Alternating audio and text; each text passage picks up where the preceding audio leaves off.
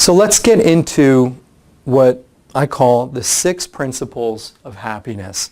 If I look at all of the research from positive psychology and extract what I think are the most powerful and effective and direct ways of helping people increase happiness, increase inner peace, increase self-esteem, here they are. Here are the 6 principles of happiness. I'm going to go through these one at a time, and then what we're going to spend is the rest of this program going through practical, achievable, measurable ways of having each one of these different areas of happiness.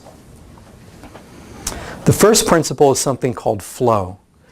And what flow is doing what you love doing.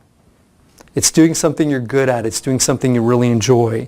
When people are experiencing flow, what they say they're experiencing is losing track of time and place. 3 hours will feel like 5 minutes. And they're really, so the word flow is just describing this optimal experience that they're having of doing what they love doing and getting really into it. And if you think about it, if you have flow in your life, that is not compatible with being depressed. It's not compatible with anxiety, which is focusing on the past is depression and focusing on the future is anxiety. And even low self-esteem where you're focusing on yourself, flow is almost like an out-of-body experience for people when they're doing what they love. And it doesn't matter what it is. It doesn't matter what it is. It just matters that you're experiencing this subjective feeling of flow. And it's a really powerful thing for people when they start understanding what makes them flow to be able to achieve flow in their life, have more and more of that, and you're going to start seeing some big shifts in happiness, inner peace, and self-esteem. The second principle that I found on the research is meaning. And this, out of all the things we're going to be talking about, research says is most highly correlated with happiness. Feeling that you have meaning in your life is not compatible with being depressed or anxious. Not the common kind of anxiety or depression. The third principle is something that we call be human, right? Which is to achieve a level of self-acceptance where a person looks at themselves in a positive way. They're not focusing on the faults. They excuse their own faults.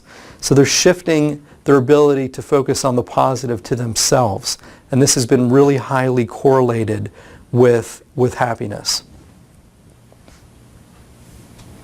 The fourth principle is gratitude. You're shifting your focus to the world. You're shifting the focus to your experiences in life.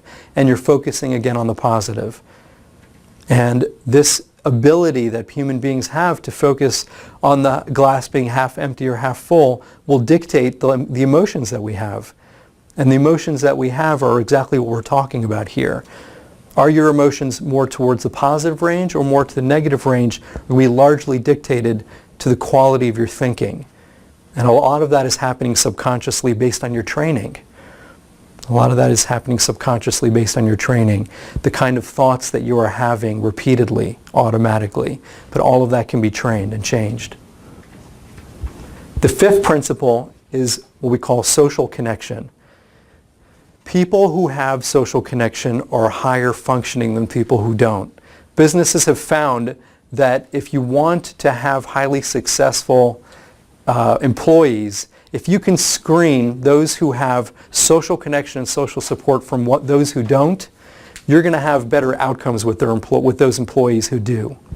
They can handle stress better, higher levels of happiness, inner peace, and self-esteem, all because you have better social connection.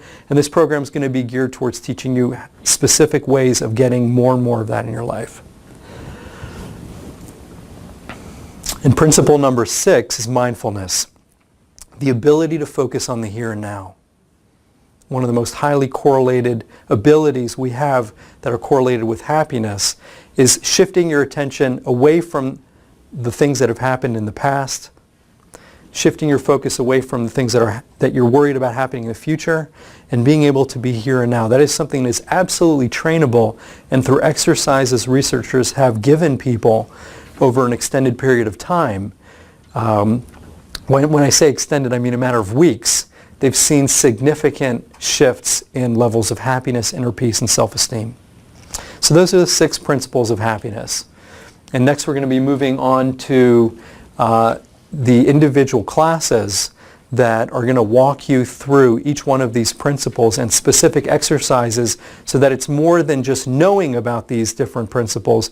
It's actually feeling and experiencing them. That's when people start noticing a big shift in their levels of happiness. And all the other areas that we're measuring is when these ideas move away from just the cognitive realm down to the emotional realm. We're actually able to experience levels of happiness internally. So thank you for joining me for the first class.